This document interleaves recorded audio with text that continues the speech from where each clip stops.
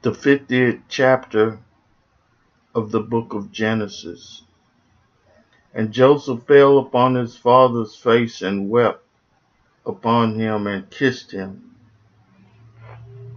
And Joseph commanded his servants, the physicians, to embalm his father, and the physicians embalmed Israel, and 40 days were fulfilled for him.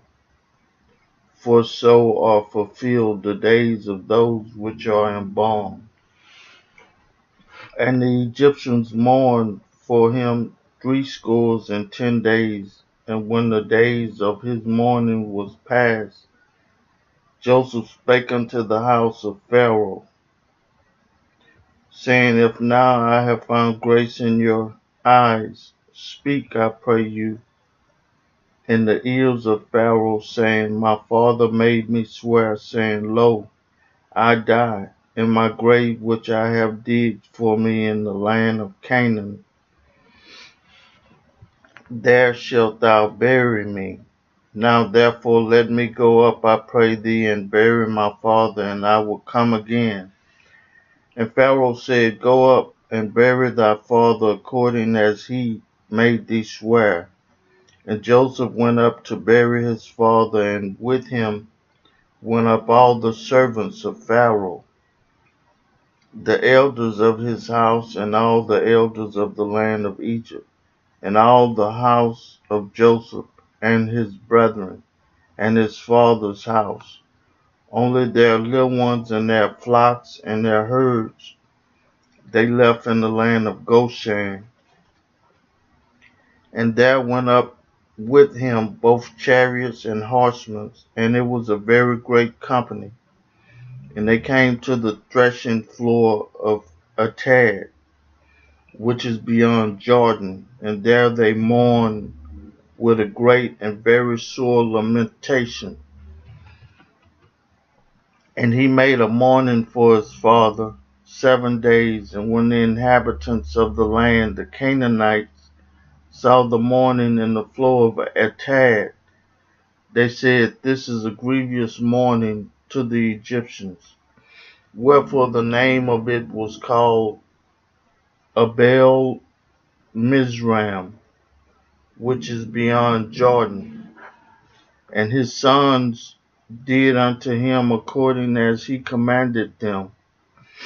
For his sons carried him into the land of Canaan, and buried him in a cave of the field of Machpelah, which Abraham bought with the field for possession of a burying place of Ephraim the Hittite before Mamre. And Joseph returned into Egypt, he and his brethren, and all that went up with him to bury his father. After he had buried his father, and when Joseph's brethren saw that their father was dead, they said, Joseph will peradventure hate us, and will certainly requite us all the evil which we did unto him. And they sent a messenger unto Joseph, saying, Thy father did command before he died, saying, So shall ye say unto Joseph, Forgive, I pray thee now, the trespass of thy brethren, and their sins, for they did unto thee evil. And now we pray thee, forgive the trespass of the servants of the God of thy father. And Joseph wept when they spake unto him, and his brethren also went and fell down before his face, and they said, Behold, we be thy servants. And Joseph said unto them, Fear not, for am I in the place of God? But as for you, ye thought evil against me, but God meant it unto good, and to bring to pass as it is this day, to save such people alive. Now therefore fear ye not, I will nourish you and your little ones. And he comforted them and spake kindly unto them. The death of Joseph. And Joseph dwelt in Egypt, he and his father's house. And Joseph lived 110 years. And Joseph saw Ephraim's children of the third generation. The children also of Machir, the son of Manasseh, were brought up upon Joseph's knee.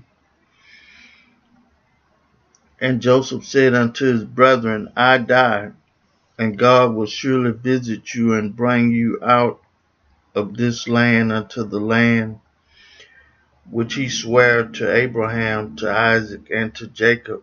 And Joseph took an oath of the children of Israel, saying, God will surely visit you, and ye shall carry up my bones from hence.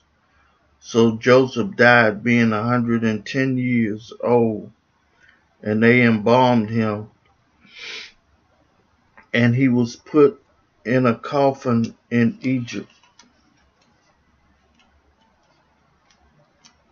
I read for you the 50th chapter of the book of Genesis. May God add a blessing to the hearers and the doers of his word.